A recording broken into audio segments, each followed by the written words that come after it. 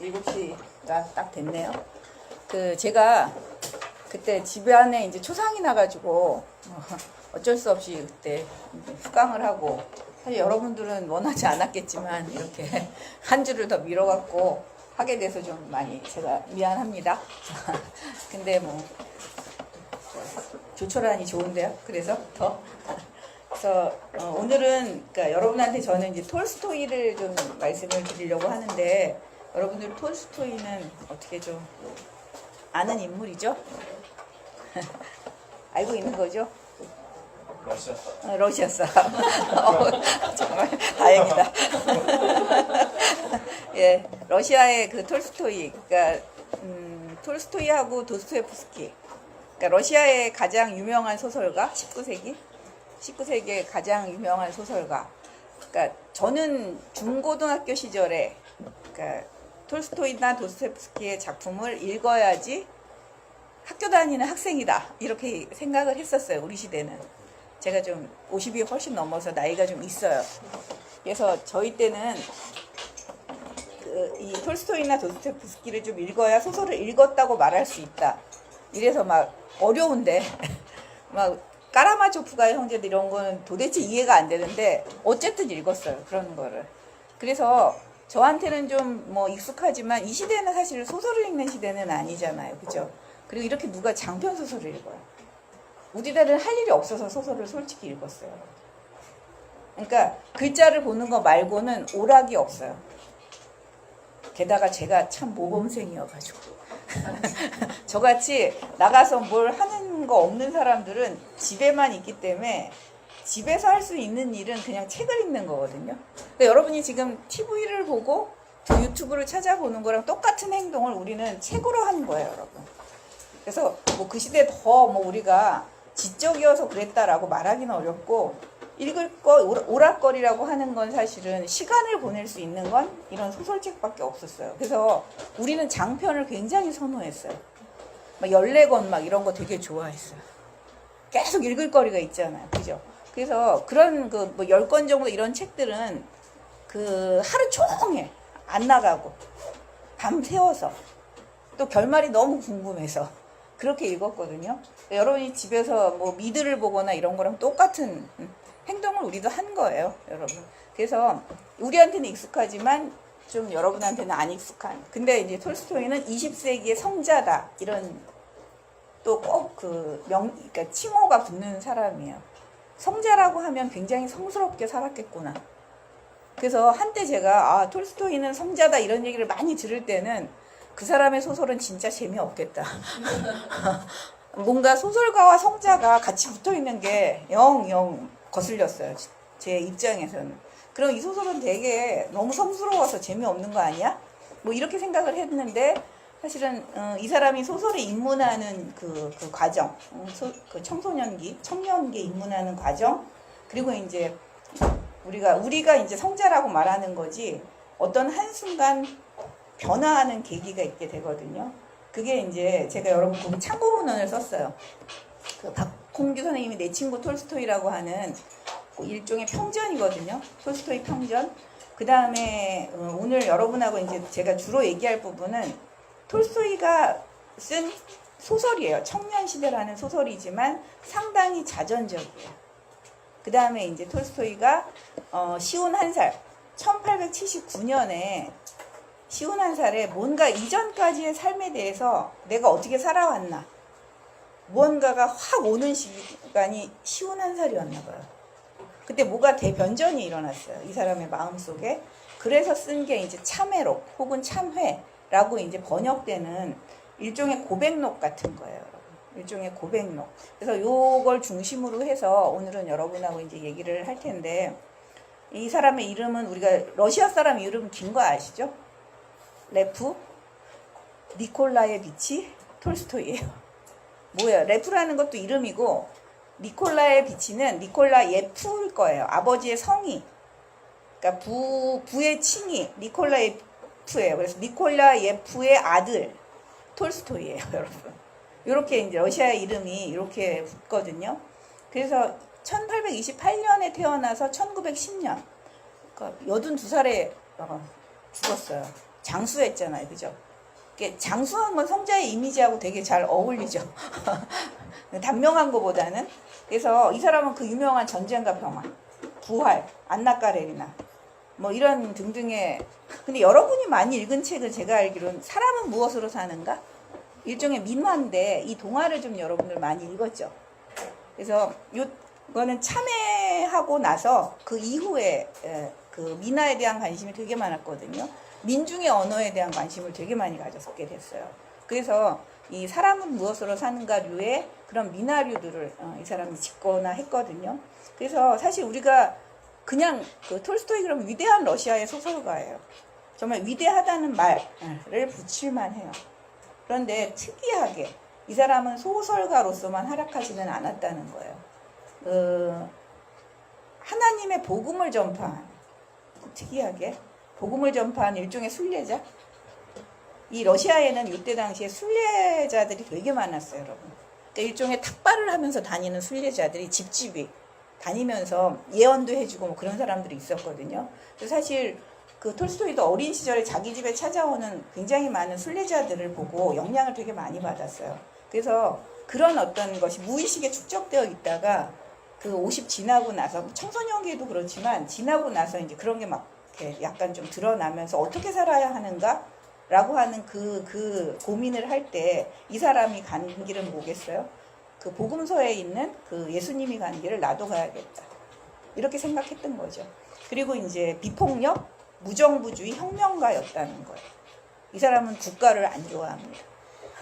그 짜르 국가라고 하는 그 황제 전제 시대잖아요. 이 시대가 그걸 안 좋아했어요. 그래서 이 소설가에서 이 사람이 일약 복음주의 사회 운동가로 변신했어요. 이 그 톨스토이는. 그래서 이때에는 더더구나 일거수일투족을 주목을 받은 거예요. 그리고 이제 이렇게 하게 되는 그 순간부터 뭐겠어요, 여러분? 이 집안은 막 들끓었어요. 여러분, 그 우리나라, 아니, 우리가 아니라 세계의 악처가 있어요, 여러분. 소크라테스의 부인 악처고, 톨스토이 부인을 악처라고 보통 부르거든요. 이런 운동하면 뭐 여러분 아시겠죠? 귀족이에요, 톨스토이는. 귀족 집안. 그 다음에 이제 우리가 공작, 백작 그러는데 백작이에요, 이 아버지가. 그래서 이 백작 집안의 아들이면 굉장히 귀한 거죠. 이런 사람이 일종의 기독교 사회주의라고 우리는 보통 얘기하는데 이런 무정부주의 혁명운동을 했다는 것 자체가 부인의 마음에는 너무나 안 들 수 있겠죠. 그러니까 이 집안은 이 톨스토이를 이해할 수 없었어요. 그러니까 이렇게 우리가 20세기 성자로 추앙을 받았지만 집안에서는 추앙받지 못했다.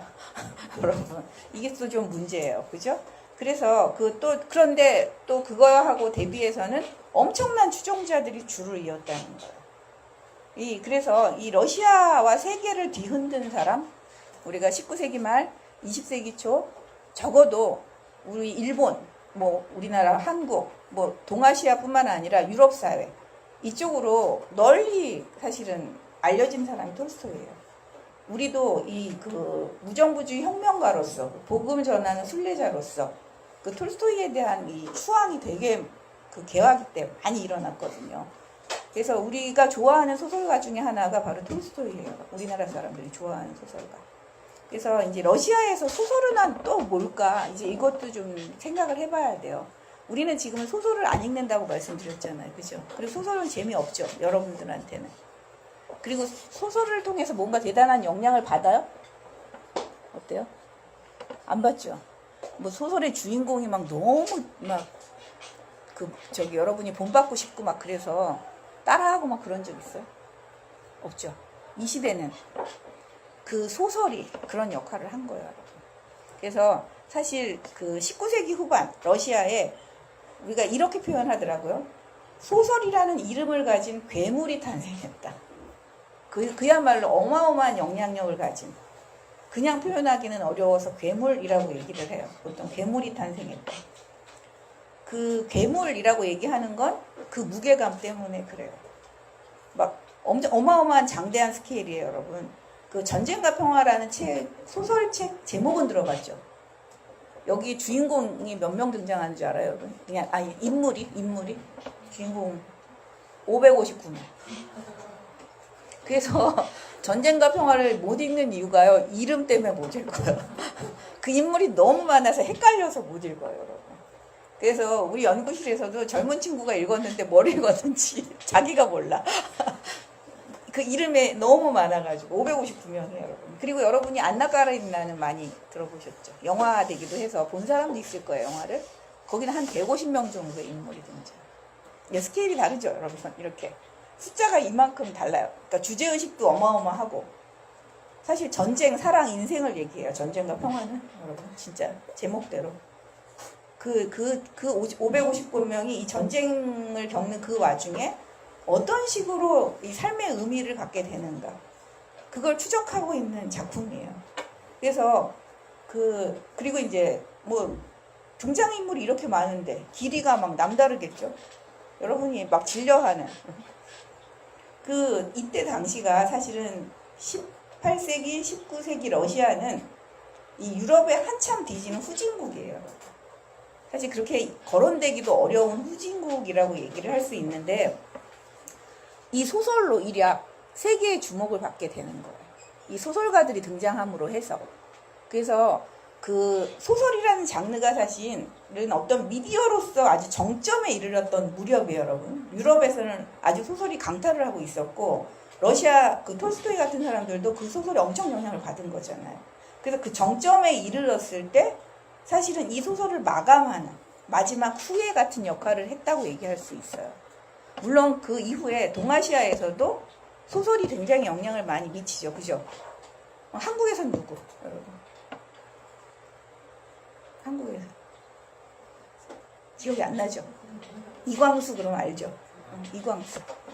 자, 우리가 좋아하는 중국에서는 루시. 루시는 더 잘하는 이광수보다. 그 다음에 일본에서는 나스메 소세키. 그 이후에 뭔가 소설의 시대를 일구었던 사람들이 있다면 일본의 동아시아에서는 그런 사람들이 이제 그 뒤를 차지하는 거예요. 그래서 이 두 분이 사실 이때 이 소설가들이 고민한 건 뭐냐면, 서구화냐, 여러분. 우리가 서구화로 갈 거냐, 아니면 러시아식 민족주의로 갈 거냐. 그래서 우리가 서구주의자냐 아니면 슬라브주의자냐, 이게 막 나뉘어요. 그래서 러시아식 어떤 그 토착 있잖아요. 토착 어떤 민중의식, 이런 것들에 애착을 가진 소설가들이 꽤 있는데 도스토옙스키가 대표적인 사람이에요. 그리고 톨스토이도 사실은 살짝 그런 경향이 있어요. 그 다음에 또 누가 있을까요? 혁명하느냐. 이 시대는 진짜 우리가 혁명하는 시대예요. 뒤바뀌어야 됩니다. 여기는 아직 짜르 체제라고 황제 전제군주 시대예요, 여러분. 황제 체제 시대예요. 그리고 귀족이 있고 누가 있어요, 여러분? 농노가 있어요. 그 귀족이 한 20%를 차지한다면 나머지 80%는 뭐예요? 농민, 농노로 구성되어 있어요. 그래서 톨스토이도 그 백작이었기 때문에 그 집에서 50만 평의 그 땅을, 영지를 유산으로 받거든요. 농노는 몇 명을 받았을까요, 유산으로? 백작이니까 아주 굉장한 귀족은 아니어도 그래도 꽤 이 집안이 괜찮은 집안인데 330명의 농노를 받았어요. 근데 이 시대, 비슷한 시대에 그 농노를 물려받은 숫자가 20만인 사람이 있어요. 삼성은 어떻게 돼요, 여러분? 삼성에 거기서 일하는 분들은 몇 명이에요? 비슷한 거예요. 생각해 보세요. 삼성에 지금 더 되나? 근데 어쨌든 한 러시아 국가에서 한 사람의 귀족이 물려받은 농노의 숫자가 20만 명. 뭐 그거에 비하면 330명은 아주 적은 숫자지만 어쨌든 그 정도로 다 갖춘. 이제 그런 시대에 사실 농노가 있는 시대예요. 19세기. 사실 농노 해방을 해야 된다잖아요. 자유평등을 얘기하는 시대니까 이때가. 그래서 평등해지려면 농노라고 하는 신분적 종속으로부터 이 사람들을 풀어줘야 되는. 그래서 이걸 하려면 혁명을 일으킬 수밖에 없겠죠. 그래서 혁명을 하느냐 아니면 톨스토이나 도스토옙스키처럼 어떻게 해야 되죠? 종교의 복음으로 가는. 내 스스로가 어떻게 하나님의 나라에서, 정말 평등한 하나님의 나라에서 그 하나님이 행했던 그대로를 우리가 그 길을 따라갈 거니. 그러면 저절로 어떻게 돼요, 여러분? 평화로운 사회가 되겠죠. 그래서 그렇게 갈 거냐 하는 이 대립축에서 러시아의 근대화가 논의되던 그때가 바로 톨스토이에 있던 자리예요. 근데 그 인간 존재에 대한 어떤 구원이나 혁명이나 변화, 이런 어떤 메시지를 이 러시아 사람들은 어디에서 주로 얻었어요, 여러분? 철학, 뭐 사상가들의 어떤 그런 어떤 그 글들을 통해서도 봤지만 아주 절대적으로는 중요하게 소설을 통해서 그걸 받아들였어요. 그러니까 이 소설은 뭐예요, 여러분? 사회를 바꾸는 일종의 매체예요. 그러니까 혁명운동의 일종의 매체가 될 수 있는 그만큼의 영향력을 가지고 있었어요. 그래서 인간 존재의 구원에 대한 종교적이고 사상적인 메시지를 소설이 던지고 있었던 거예요. 그래서 이 소설은 여러분 우리에게 내가 그렇게 되고 싶은 어떤 인물이 있잖아요. 그렇게 살고 싶은 사회. 이걸 어떻게 했어요, 여러분? 선언적으로 먼저 보여줘요. 선언적으로. 일종의 예언적이었어요, 되게. 소설이. 그래서 그 예언적인 소설을 보고 사람들은 난 이렇게 바뀌어야겠구나. 톨스토이의 그 주인공들을 보고 나 이렇게 살아야 되겠구나.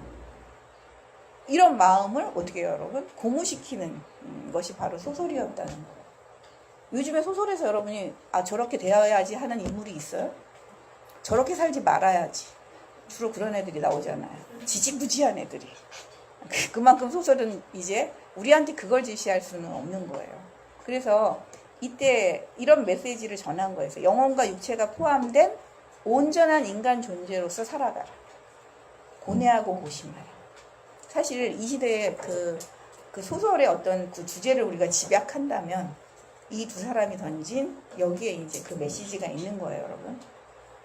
그래서 이 그 소설이 그만큼 굉장한 역할을 했는데 이 문학적 전통이 사실은 러시아가 되게 전무했어요. 물론 그 나름의 뭐 소설도 있었고 시도 있었고 했는데 그게 그렇게까지 토착적이지 보편적이라고 할 수 있는 문학적 감성 이런 걸 담아내지는 못했는데 이때 와서 말했잖아요. 갑자기 막 19세기 만으로 막 세계 예술적 가치를 엄청나게 높이는 그리고 세계적인 영향력을 갖추는 이런 일이 일어난 거예요. 왜 그럴까요, 여러분? 그래서 영문학, 프랑스 문학 막 이런 빛나는 그 문학적 성과들 있잖아요. 거기에 견줄 정도로 대단한 작품이 나온 시대가 바로 19세기 러시아거든요. 그래서 19세기 러시아는 소설을 보는 걸로서 굉장히 중요한 시대인 것 같아요, 저는. 여러분들이 만약 소설을 본다면 저는 권해요. 19세기에 푸시킨부터 시작해가지고 이 레르몬토프, 투르게네프, 톨스토이, 도스토옙스키, 그 다음에 너네 영국 했던 누구지? 체호, 그리고 막신 고리끼까지. 고리끼. 막신 고리끼와 또 톨스토이가 되게 친했어요, 여러분. 그래서 두 사람이 사진을 찍은 게 있는데 그게 그렇게 그 분위기가 좋거든요. 잘 보이지는 않는데 요 젊은 굉장히 젊은 고리끼와 여기 이 사람은 노동자 집안 출신이에요. 그리고 여기는 뭐예요? 귀족 집안 출신의 그 톨스토이가 둘이 만나서 작품에 대해서 얘기해. 근데 되게 웃긴 거 뭔지 알아요? 톨스토이가 고리끼한테 민중적인 언어로 얘기해야 된다. 너의 소설은 너무 어렵다. 그렇게 얘기한다는 거예요.